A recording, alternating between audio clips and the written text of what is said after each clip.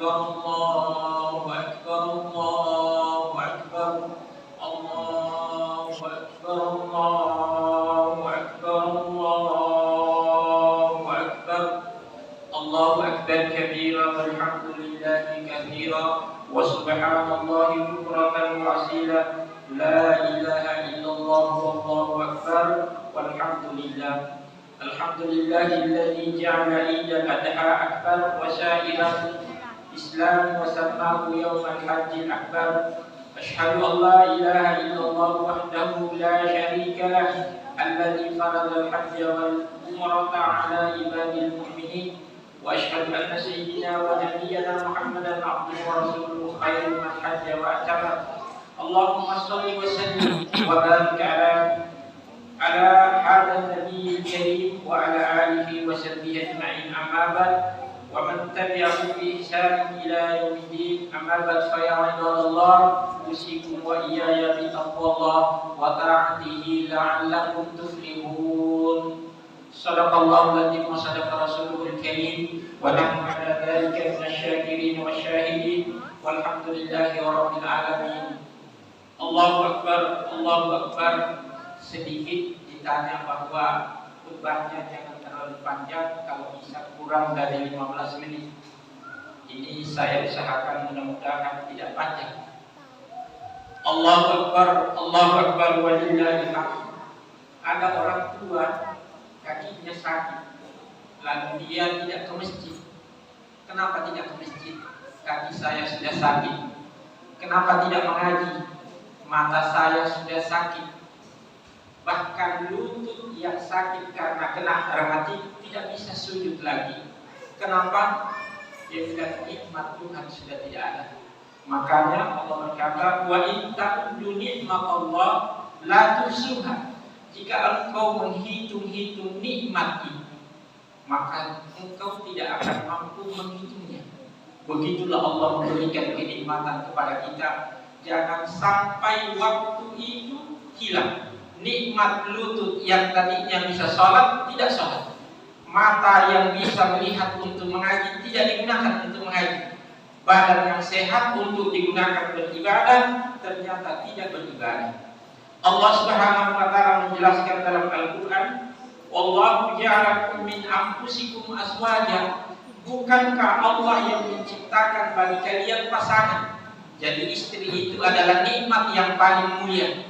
Makanya jangan ada yang selalu smackdown istrinya, karena itu nikmat dari Allah. Wa ja'ala lakum min azwajikum banina wa hafadah. Lalu aku jadikan dari istri kalian itu anak-anak dan cucu. Bayangkan, dari istri kalian aku ciptakan anak dan cucu. Ada orang tua ditanya mana lebih harum anak daripada cucu, dia berkata lebih nikmat cucu. Nah, itu nikmat Allah. Kemudian warazakakum minat thayyibat. Aku pun memberikan kalian rezeki-rezeki yang thayyibat, yang baik-baik. Afabil batil yu'minuna bi ni'matillahi hum yukfarun. Lalu Allah berkata, aku sudah memberikan kalian nikmat, tetapi kenapa kalian yu'minuna bil batil, beriman kepada yang batil. Wa bi ni'matillahi hum yukfarun. Bahkan nikmat Allah itu kamu ingkari. Di dalam Al-Quran pula Allah mengatakan, wa ya'buduna min dunillahi ma la yamliku lahum rizqan minas sama'i wal ardi syai'an wa la yastati'un.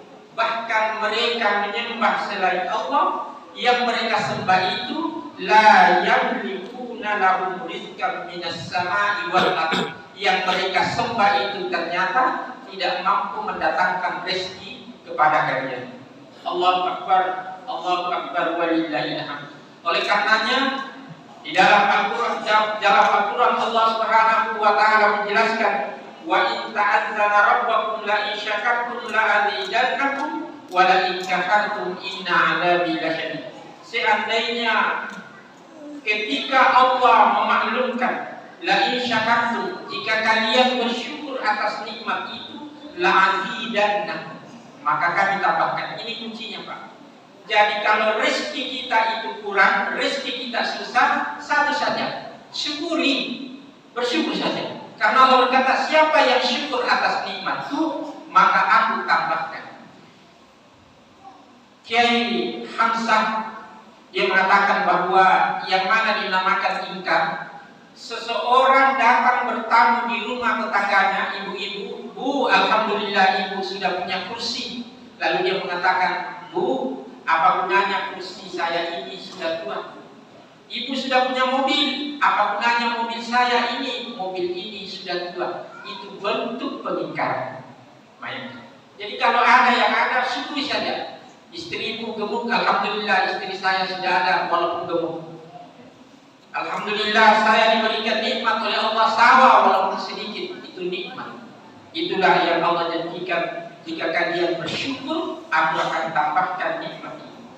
Allahu Akbar, Allahu Akbar, walillahil hamd. Kemudian yang kedua, pada hari ini 100.051 jamaah haji Indonesia datang ke Mekah untuk melaksanakan ibadah haji, untuk melaksanakan haji pada hari ini. Karena haji itu adalah kewajiban. Wallahu ala nasi hijjul baiti man istata'a ilaihi sabila.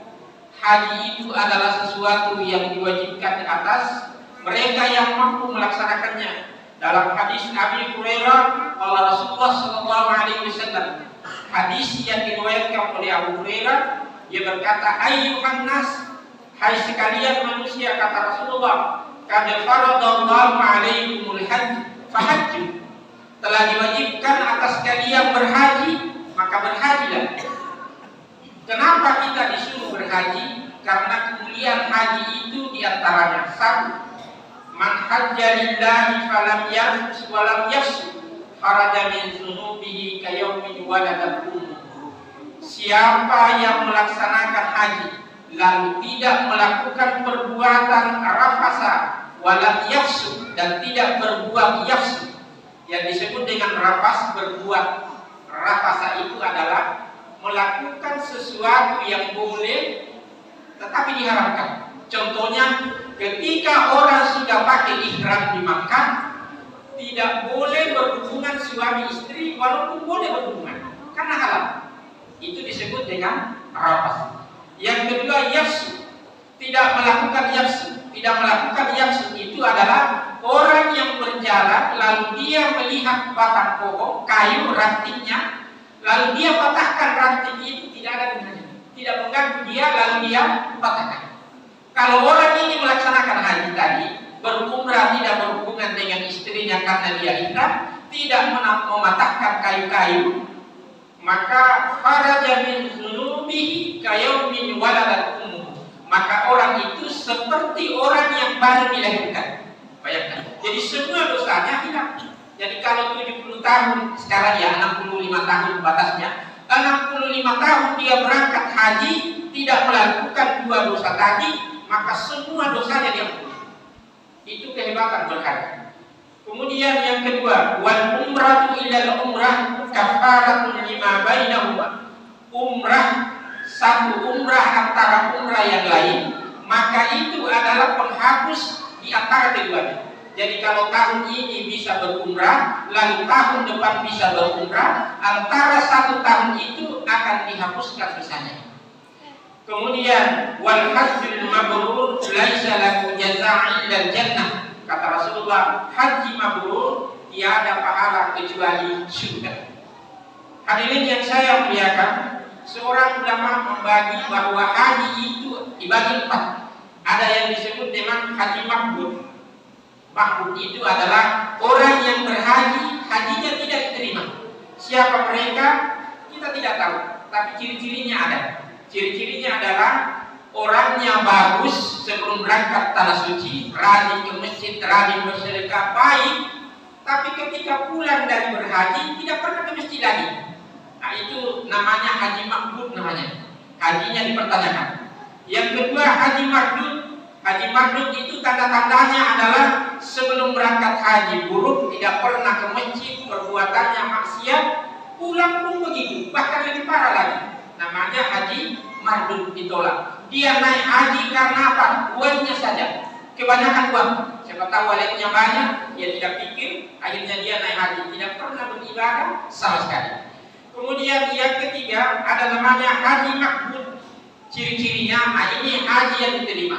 Sebelum berangkat dia orangnya buruk, baik buruk-buruk, sekalinya kembali dia sadar, lalu dia bertobat, isi masjid. Kemudian yang keempat haji mabrur. Haji mabrur adalah ciri-cirinya baik sebelum berangkat, pulang lebih baik lagi. Uang yang dia gunakan halal, uang yang dia pakai bagus, lalu dia rajin beribadah, pulang dari tanah suci malah lebih baik lagi. Allahu Akbar, Allahu Akbar, wa lillahil hamd.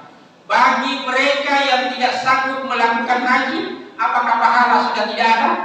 Banyak pahala. Di antaranya adalah berkurban. Di dalam Al-Quran Allah Subhanahu wa Ta'ala menjelaskan, Inna a'tainakal kautsar fasalli li rabbika wanhar inna syani'aka huwal abtar. Yang artinya, sesungguhnya kami, kata Allah, telah memberikan kepada kalian nikmat. Kautsar, nikmat. Nikmat itu banyak.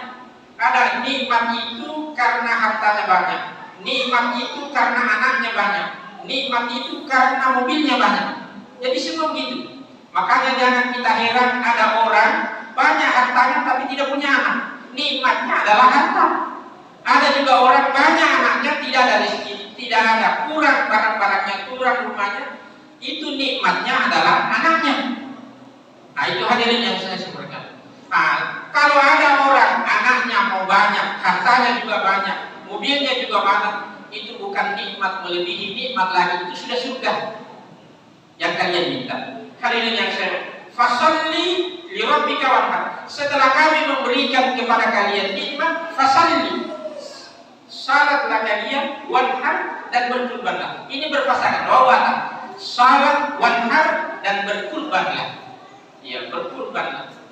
Pada hari ini kita inna syani'aka huwal abtar, ya Muhammad, sesungguhnya orang yang membenci kamu itu dia adalah abtar. Mereka itu adalah orang yang tidak beruntung, atau mereka itu adalah tidak beruntung. Mereka itu adalah orang yang rugi. Allahu Akbar, walillahil hamd. Kurban ini Pak, sebenarnya dalam satu hadis mengatakan bahwa berkurban itu bukan dagingnya, bukan darahnya, bukan kukuhnya yang sampai kepada Allah, tapi ketakwaanlah yang sampai. Kita di dalam Al-Quran yang selalu kita baca, ketika Nabi Ibrahim menghadap kepada Tuhannya, inni zahibun ila rabbi syayahdin, rabbi habli minas salihin. Lalu Ibrahim meminta kepada Allah, ya Allah, berikanlah saya anak yang saleh. Fabasarnahu bi gulamin alim. Falamma balaga ma'ahu sya'ya qala ya bunayya anni ara fil manam anni adbaruka fanzur madza tara. Qala ya abati fa'al ma tu'maru satajiduni insyaallahu minas sabirin. Falamma aslama wa tallahu lil jabin wa nadainahu ayya Ibrahim qad saddaqta ru'ya inna kadzalika najzil muhsinin. Ayat ini bercerita bahwa Nabi Ibrahim mengajak anaknya Ismail. Dia mengatakan, ya Ismail, aku bermimpi telah memotong engkau, mengkurbankan engkau. Maka Ismail berkata, ya Allah, kurbankanlah saya. Pada waktu itu Ismail dikurbankan ketika sudah di falamma aslama wa tallahu lil jabin, ketika muka Ismail dihadapkan ke tanah lalu ingin dipotong, diganti dengan kibas. Itulah tandanya bahwa pengorbanan itu bukan karena darah, bukan karena badan, maka diganti. Yang penting, ya Ibrahim, engkau telah melaksanakan janjimu. Jadi begitu saja. Jadi berkurban itu sebenarnya bukan karena dagingnya, bukan karena darahnya yang sampai, tapi ketakwaan. Boleh kita lihat siapa yang paling bertakwa. Contoh, ada dua sapi mau dipotong, satu harganya 14 juta karena besar, satu harga 12 juta karena kecil. Biasa orang yang berkurban itu berkelahi, saya maunya yang besar. Kenapa? Supaya dagingnya banyak. Dipertanyakan kurbannya, karena yang diinginkan oleh Allah bukan dagingnya, tapi apakah engkau berkurban atau tidak. Allahu Akbar, Allahu Akbar, walillahil hamd. Kemudian kurban ini betapa pentingnya. Kurban itu hadis Rasulullah sallallahu alaihi wasallam, "Man kana lahu sa'atan wa lam yudahhi fala yuqrabanna musallana." Siapa yang mempunyai kemampuan untuk berkurban lalu tidak berkurban, maka kata Rasulullah sallallahu alaihi wasallam, jauh-jauhlah dari tempat salat kami. Betapa pentingnya kurban itu. Kemudian yang terakhir, manfaat kurban itu adalah persaudaraan. Manfaat kurban itu adalah pemberian. Ketika Fatimah radhiyallahu anha bertemu dengan Rasulullah sallallahu alaihi wasallam, Rasulullah hanya membawa satu potong kaki kambing yang dia bawa. Lalu Fatimah memprotes, "Ya Rasulullah, kenapa engkau membawa hanya satu kaki? Bukankah hari ini engkau berkurban banyak?"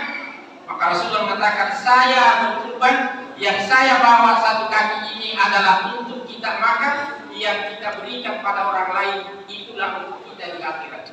Hadirin yang saya muliakan, oleh karenanya, karena kita ini bersaudara, maka sebaiknya ketika kita membagi kupon, sebaiknya Pak dijelaskan dari mana datangnya kurban ini.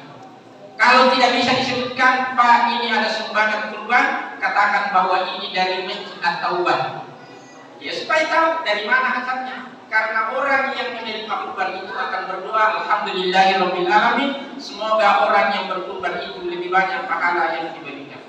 Allahu akbar, Allahu akbar walillahil hamd. Yang kedua, kita ini seorang muslim adalah bersaudara. An Ibnu Umar radhiyallahu anhu kata Rasulullah sallallahu alaihi wasallam, "Al-muslimu akhul muslim, la yuzlimuhu wa la yuslimuhu." Orang muslim dengan muslim yang lain bersaudara, maka tidak boleh di antara mereka menzalimi antar sesama saudaranya, wala yuslimuhu, dan tidak mengajak saudaranya berselisih. Nah, ini hadirin yang saya muliakan.